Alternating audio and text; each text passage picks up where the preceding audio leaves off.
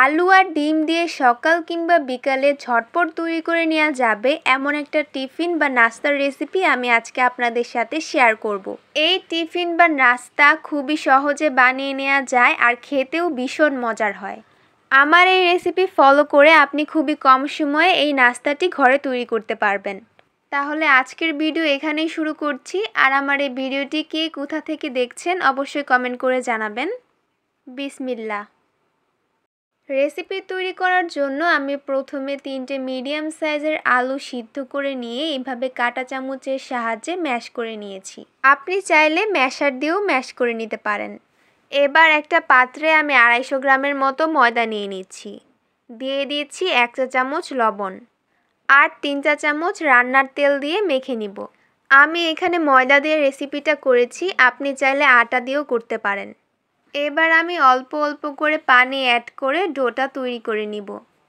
আমার ডোটা তৈরি করা হয়ে গিয়েছে। ডোটার মধ্যে অল্প পরিমাণ তেল মেখে আমি 10 মিনিটের মতো রেস্টে রেখে দিব। এখন একটা প্যানে আমি 1 চা চামচের মতো সয়াবিন তেল দিয়ে দিলাম। তেলটা গরম হয়ে যাওয়ার পর এর মধ্যে দিয়ে দিচ্ছি 2টা ডিম। ভালো করে ভেজে ডিম ভুনা তৈরি করে নিতে হবে। আমার ডিম ভুনা তৈরি হয়ে গিয়েছে। এবার আমি একটা পাত্রের ভিতর রেখে দিচ্ছি। কড়াইয়ে আবার 1 চা চামচের মতো সয়াবিন তেল দিয়ে দিলাম। তেলটা গরম হয়ে যাওয়ার পর দিয়ে দিচ্ছি 1/2 চা চামচের মতো আদা কুচি। দিয়ে দিচ্ছি বেশ কিছুটা পরিমাণ ক্যাপসিকাম কুচি। এগুলো একটু ভালো করে ভেজে আমি তেল থেকে তুলে নিচ্ছি।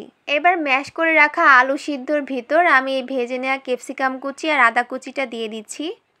ভেজে নেওয়া ডিম ভুনাটাও দিয়ে দিলাম। এবার ঝালের জন্য দিয়ে দিচ্ছি একটা কাঁচা মরিচের কুচি, 1 চা চামচের মতো লবণ আর একটা পেঁয়াজ কুচি।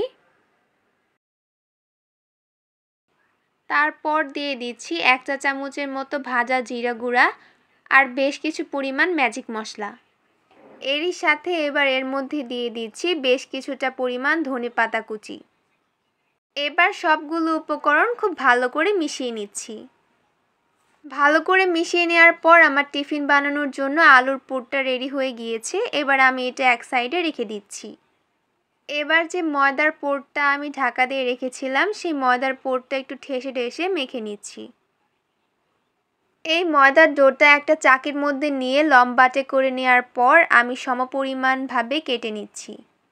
সমপরিমাণ করে সব লিচিগুলো কেটে নিয়েছি। এবার এগুলো আমি গোল করে পাকিয়ে নিচ্ছি। একে একে সবগুলো লিচি গোল করে পাকিয়ে নিয়েছি। এবার চাকির মধ্যে একটা করে লিচি রেখে এটা মিডিয়ামের তুলনায় পাতলা করে বেলে নিচ্ছি। তো এই লিচিটা আমি মিডিয়ামের তুলনায় একটু পাতলা করে বেলে নিয়েছি। আমি আগের থেকে যে ডিম আলুর পুরটা তৈরি করে রেখেছিলাম সেই ডিম আলুর পুরটা আমি লিচির ভিতর দিয়ে দিচ্ছি। এবার সাইড থেকে এটা খুব ভালো করে মুড়ে নিচ্ছি। আলুর পুরটা দেওয়ার পর আমি সাইড থেকে খুব ভালোভাবে মুড়িয়ে নিয়েছি। আর উপরের যে অংশটা থাকবে সেটা একটু আস্তে আস্তে করে চেপে নিতে নিতেই কেটে যাবে। একটু সমান করার জন্য আমি হালকাভাবে বেলে নিচ্ছি। এইভাবে আমি সবগুলো নাস্তা তৈরি করে নিয়েছি। এইবার এই সহজভাবে তৈরি করে নেওয়া আলুর নাস্তাগুলো আমি গরম তেলে ভেজে নিব। তার জন্য তেলটাকে আমি মিডিয়াম করে গরম করে নিয়েছি। আর এই আলুর নাস্তাগুলো আমি এখন এক এক করে গরম তেলের ভিতর ছেড়ে দিব। চুলার আঁচটা প্রথমে মিডিয়ামে রেখে তেলটা গরম করে নিয়ে চুলার আঁচ মিডিয়ামে রেখে সবগুলো আলুর নাস্তা উল্টাপাল্টা করে ভেজে নিতে হবে। এর ফলে আলুর নাস্তার ভেতরটাও খুব সুন্দর করে ভাজা হয়ে যাবে আর উপরটাও সুন্দর রং আসবে।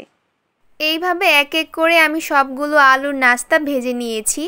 দেখতেই পাচ্ছেন কত সহজে এবং কম সময়ে এই মজাদার আলুর নাস্তা আমি বাসায় বানিয়ে নিলাম। মুহূর্তের মধ্যেই শেষ হয়ে যায় গরমা গরম এই আলুর নাস্তা। এটা আপনি বাসায় বানালে একটু বেশি করে বানাবেন, তাহলে সবাই তৃপ্তি সহকারে পেট ভরে খেতে পারবে। এই ছিল আমার আজকের মজাদার রেসিপি। আমার এই ভিডিওটি যদি আপনার ভালো লেগে থাকে তাহলে আমার ভিডিওতে লাইক, কমেন্ট এবং শেয়ার করে দিবেন। আর আমার চ্যানেলে নতুন এসে থাকলে আমার চ্যানেলটিকে সাবস্ক্রাইব করে পাশের বেল আইকনটি অন করে দিবেন, যাতে আমার নিত্য নতুন ভিডিও আপনি পেয়ে যান সবার আগে। আর আমার এই ভিডিওটি ফেসবুক থেকে দেখে থাকলে আমার ফেসবুক পেজটিকে ফলো করে দিবেন। আজ এই পর্যন্তই, দেখা হবে নেক্সট ভিডিওতে। আল্লাহ হাফেজ।